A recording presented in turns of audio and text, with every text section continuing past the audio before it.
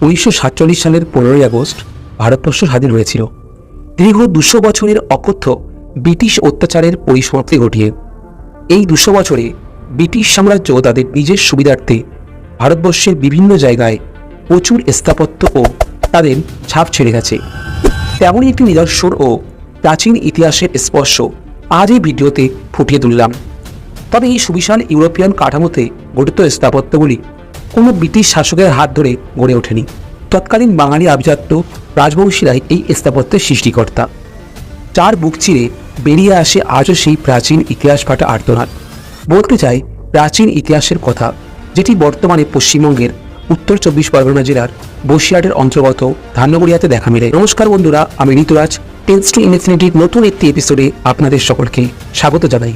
চলুন জেনে নেই সেই প্রাচীন স্থাপত্য রাজবংশ ও তাদের প্রতিষ্ঠার ইতিহাসের গল্প, যেটি আমাদের সকলেরই অজানা। আশা রাখবো ভিডিওটা সবারই ভালো লাগবে, সবাই শেষ পর্যন্ত ভিডিওটি দেখবেন। পশ্চিমবঙ্গের উত্তর 24 পরগনা জেলার বসিরহাট মহকুমার অন্তর্গত একটি ছোট্ট গ্রাম ধান্যগড়িয়া। একটি গ্রাম না বলে একটি সেন্সাস টাউনও বলা চলে। এই গ্রামের আনাচে কানাচে সর্বত্র ছড়িয়ে ছিটিয়ে আছে ইতিহাসের পদধ্বনি। আজ থেকে প্রায় 230 বছর আগের কথা। এই স্থাপত্যটি বানিয়েছিলেন ধান্যগড়িয়ার জমিদার মহেন্দ্রনাথ গাইন। সেই সময় ফুলে ফেঁপে উঠেছিল তার পাটের ব্যবসা। মূলত ইংরেজদের সাথে চলত তার লেনদেন। সেই সুবাদে উত্তর 24 পরগনার এই প্রান্তিক অঞ্চলে লেগে থাকত ইস্ট ইন্ডিয়া কোম্পানির ব্যবসায়ী তথা সাহেবদের আনাগোনা। তাদের বিলাতি সংস্কৃতি ও ঐতিহ্যকে উস্কে দিতে এবং তাদের মনোরঞ্জনের ফলস্বরূপ ইউরোপীয় দুর্গের আদলে তৈরি করা হয় এই রাজবাড়ি, যেটি বর্তমান গাইন গার্ডেন রূপে প্রচারিত, যেটি আসলে গাইনদের বাগান বাড়ি। সন্ধ্যা হলে চলত সুরাপান ও এর সহিত মনোরঞ্জনকারী নৃত্য প্রদর্শনী। দূর দূরান্ত থেকে মানুষ গাইনদের এই বাড়িকেই দেখতে আসে। কিন্তু এইখানে রাজবাড়ি একটা নেই, আছে মোট 3টি: গাইনদের, বল্লভদের ও সাউদের। কথিত আছে সাউদের জামাতা হলেন এই গাইন ও বল্লভরা। টাকি রোডের উপরেই আপনি দেখতে পাবেন গাইনদের বাগান বাড়ির বিশাল সদরদ্বার, যেখানে মধ্যযুগীয় স্থাপত্যকলায় তৈরি দুটি বিশাল টাওয়ার গেটের মাথায় সিংহের সঙ্গে যুদ্ধে লিপ্ত দুটি ইউরোপিয়ান যোদ্ধা আপনার চোখে পড়বে। মনে করা হয় ইংরেজদের খুশি করার উদ্দেশ্যে এটি নির্মাণ করা হয়েছিল। 30 একর জায়গা জুড়ে থাকা গাইনের এই বাগান বাড়ির সম্মুখে রয়েছে আস্ত একটা পুষ্করণী, যে পুষ্করণীতে এই বাগান বাড়ির প্রতিচ্ছবি সারাদিন ঝলমল করে। সম্মুখেই ছিল দুটি শ্বেত পাথরে নির্মিত বিশাল আকারের সিংহ, যা আজ আর নেই। গোটা দুর্গটিকে কেন্দ্র করে আছে বিশাল এক বাগান। সেকালে এই বাগান বাড়িতে আমোদ প্রমোদের কোনো ত্রুটি ছিল না।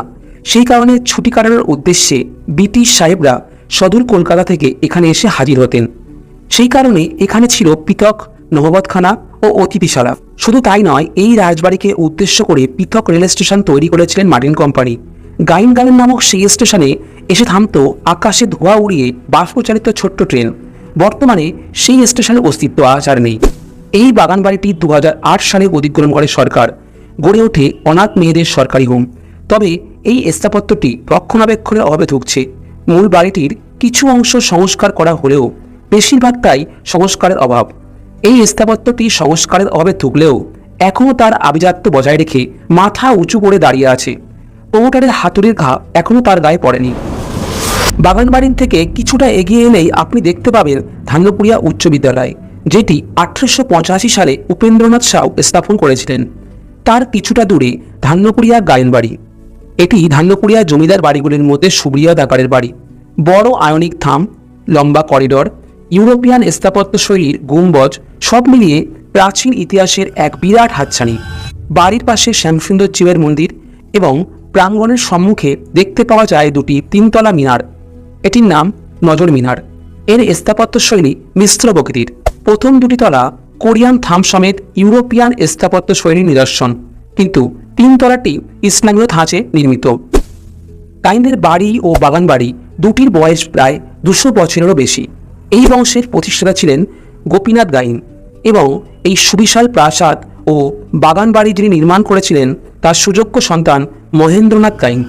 সেখানে গাইনদের পাটের ব্যবসা রমরমিয়ে চলত, আর তার বেশিরভাগটাই চলত ইংরেজ ব্যবসায়ীদের সাথে, যার জন্য হয়তো ইংরেজদের খুশি রাখার উদ্দেশ্যে স্থাপত্যগুলোতে এমন ইউরোপিয়ান পরিকাঠামোর ছোঁয়া পেয়েছে। সদর দরজা দিয়ে ছুটতে ঘোরা রাজবাড়ির অন্দর অবধি, তবে আজ তার অস্তিত্ব নেই ঠিকই। তবে এই সুবিশাল রাজবাড়ি লাল সুরকি আর পাথরের রাস্তা আজও তার স্মৃতি বহন করে নিয়ে চলেছে। এই বাড়িতে পুজো মহেন্দ্রনাথ গাইন শুরু করেন, যা এখনও প্রতি বছর সমস্ত রীতি রেওয়াজ ও প্রথা মেনে চলে আসছে। এখনও অবধি প্রতি বছর এই রাজবাড়িতে বিভিন্ন চলচ্চিত্রের শুটিং করা হয়েছে, যা পুরাতন কাল থেকে চলে আসছে, যাদের মধ্যে উল্লেখযোগ্য সাহেব বিবি গোলাম, বিখ্যাত সিনেমা ব্যোমকেশ এই রাজবাড়িতেই শুট করা হয়েছিল।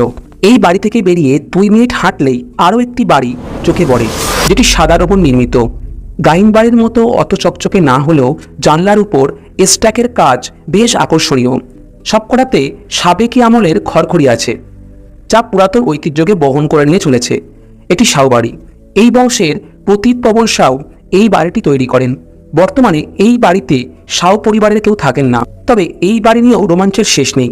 কথিত আছে কোনো এক দুর্গাপুজোয় অষ্টমীর দিন এলো চুলে এই পরিবারের কোনো এক মহিলা মা দুর্গার পূজার ত্রুটি করেন, যার ফলস্বরূপ মা দুর্গার বাহক সিংহের মুখ থেকে সেই মহিলার আঁচল ঝুলতে দেখা যায় এবং অনেক খোঁজাখুঁজির পরও তাকে গ্রামের কোথাও পাওয়া যায়নি।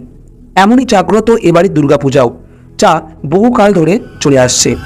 ধান্যকুড়িয়া রাস্তা ও ধান্যকুড়িয়া স্কুল, ধান্যকুড়িয়া প্রাথমিক স্বাস্থ্যকেন্দ্র সবই সাউদের কীর্তি। এর কিছুটা দূর হাঁটলেই দেখা যাবে সাদা ও সবুজ রঙের বল্লভ বাড়ি, যেটি ঘিরে রয়েছে কাস্ট আয়রনের গেট এবং ওপরের তলে দেখা যায় 3টি মূর্তি। অনেকটি রোমান জেনারেল কোচের মনে হয়। দুতলায় রয়েছে অনেকগুলো খিড়কি জানলা। এই বাড়িতেও কোরিয়ান থিম ও ইউরোপিয়ান ধাঁচে দেখা মেলে। বাড়ির সামনে গাইন বাড়ির মতো একটি বাগানও রয়েছে।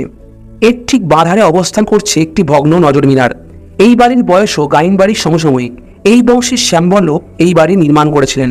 এছাড়াও এই গ্রামে আপনি আরও দেখতে পাবেন জমিদার বাবুদের আরও এক কীর্তি, একটা সুবিশাল নবরত্ন রাসমঞ্চ। শুরুর দিকে এই অঞ্চলে বৈষ্ণব ধর্মের প্রভাব ছিল। কালের হাতছানি উপেক্ষা করে আজও সেটি দৃঢ়ভাবে দাঁড়িয়ে আছে। প্রতি বছর বৈশাখ মাসে রাস পূর্ণিমা তিথিতে এই মন্দির সেজে ওঠে এক অপরূপ সাজে। সঙ্গে চলে পুরো গ্রামবাসীর রাধাকৃষ্ণের সহিত আনন্দযাত্রা। টানা 1 সপ্তাহব্যাপী চলে এই রাস উৎসব। গাইনদের বাগানবাড়ির মতো রাসমঞ্চ থেকে ঢিলছোড়া দূরত্বে অবস্থান করছে সাউদের এক বাগানবাড়ি। এর স্থাপত্য কাঠামো অনেকটা সাউদের বসতবাড়ির মতো হলেও আকারে ছোট, কিন্তু এর চারিদিকে সুবিশাল বাগান বিস্তৃত। হয়তো জানলে অবাক হবেন, এই বাড়ির চারপাশে অবস্থান করছে 4টি পুকুর। কথিত আছে স্বাধীনতা সংগ্রামীরা এই বাড়িতে মার্টিন রেল ধরে আসতেন এবং সেখানে ইংরেজদের কাছ থেকে নিজেদের বাঁচানোর জন্য লুকিয়ে রাখতেন। কোনো এক সময় নিত্য অনুষ্ঠান আমোদ প্রমোদে মেতে থাকত এই বাড়ি। আজ তা কালের নিয়মে বিলীন হয়ে গেছে। পড়ে আছে শুধু কাঠামোটুকুই আর প্রাচীরের হাতছানি। দূর দূরান্ত থেকে মানুষ আজও আসে এই প্রাচীনত্বের ছোঁয়া উপভোগ করতে। বন্ধুরা, এই ছিল ছোট্ট গ্রাম ধান্যকুড়িয়া ও তার বুকে গড়ে ওঠা কোনো এক সময়ের রাজত্বকালীন জমিদার আর তাদের জমিদারের বাড়ির গল্প। ভিডিওটা কেমন লাগলো অবশ্যই জানাবেন, আর চ্যানেলটিকে সাবস্ক্রাইব করে পাশে থাকা বেল আইকনটি ক্লিক করবেন। আরও একটি রোমাঞ্চকর ভিডিও নিয়ে আপনাদের সামনে হাজির হব। আপনারা ভালো থাকবেন, সুস্থ থাকবেন। নমস্কার।